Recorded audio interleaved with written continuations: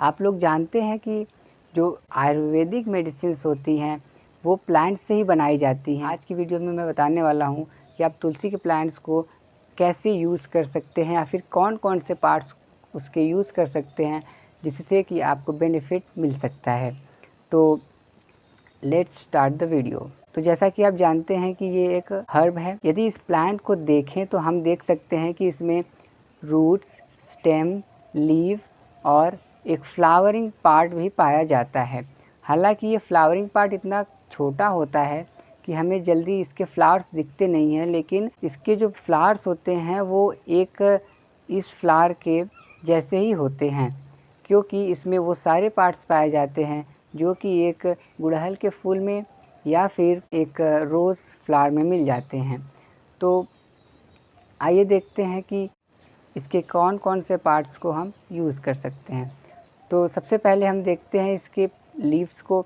तो जी हाँ, वही लीफ जिसे आप सर्दियों में या फिर जब आपको सर्दी ज़ुकाम हो जाता है या फिर नॉर्मली आप चाय या काढ़े में डालकर पीते हैं। तो हाँ, ये एक बहुत ही अच्छा उपाय है इसके लीव्स को कंज्यूम करने का कि आप इसका काढ़ा बना सकते हैं। यह आपको खांसी, ज़ुकाम आदि चीज़ों से आपको राहत देता है और ये नेचुरल है, इसके कोई साइड इफ़ेक्ट्स नहीं हैं। आप इसको कभी भी, कहीं भी, किसी को भी सर्व कर सकते हैं। तो ये तो रही पत्तियों की बात, लेकिन क्या आप जानते हैं कि हम इसके सारे पार्ट्स को यूज़ कर सकते हैं, जैसे कि इसकी लीव्स हो गई, इसके तने हो गए माने स्टेम हो गई, इसके रूट्स हो गए माने जड़ हो गई, और इसका जो फ्लावरिंग पार्ट है उसको, और उसके बाद जो सीड्स निकलते हैं उसको भी हम यूज़ कर सकते हैं।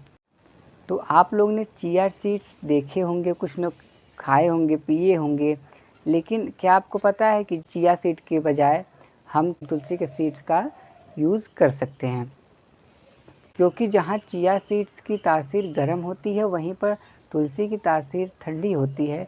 इसलिए हम इसको गर्मियों में अच्छे से यूज़ कर सकते हैं और इससे जनरली हम मुंह के छालों को इलाज कर सकते हैं।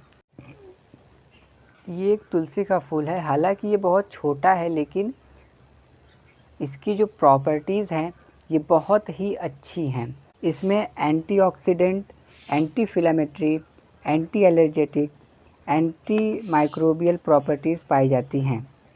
इसके फूल को हम एज एंटी इन्फ्लेमेटरी यूज़ कर सकते हैं, माने सूजन में यूज़ कर सकते हैं, और ऐसे ही यह एंटी माइक्रोबियल और ब्लड प्रेशर को कंट्रोल कर सकता है। उसी तरह डायबिटीज़ के बहुत सारे सिम्टम्स को यह कम कर सकता है, और तुलसी में एंटी एंजाइटी और एंटी डिप्रेसेंट प्रॉपर्टीज़ पाई जाती हैं, जिसके कारण यह बहुत ही बेनिफिशियल है उन लोगों के लिए जिनको एंजाइटी और डिप्रेशन आए दिन होते रहते हैं। मेडिसिनल पर्पज़ से देखा जाए तो कौन सी तुलसी सबसे अच्छी होती है? जनरली हमें देखने को मिलती है दो प्रकार की।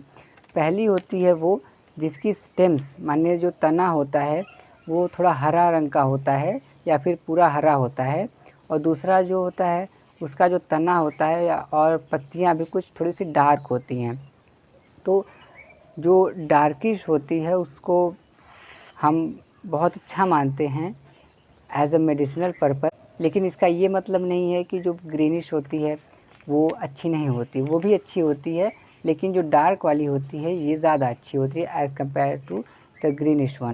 यह डायबिटीज़ को कम कर सकता है और ब्लड में से ब्लड शुगर लेवल को भी कम करने में बहुत हेल्पफुल होता है। अगर तुलसी के सीड्स को गाय के दूध या पानी या जूस में मिलाकर पिया जाए तो ये थकावट को दूर कर सकता है और छाले, उल्टी और डायरिया जैसी सिम्टम्स को भी दूर कर सकता है। अगर हम इसके जड़ को सुखाकर इसका पाउडर बना लें और उसको गाय के दूध, घी या इसका काढ़ा बनाकर पिए तो हम मलेरियल फीवर, इंसेक्ट बाइट जैसी बीमारियों और सिम्टम्स को दूर कर सकते हैं। हम इसके पूरे प्लांट को उल्टी में यूज़ कर सकते हैं, जिससे हमें राहत मिलती है। Like, share, subscribe.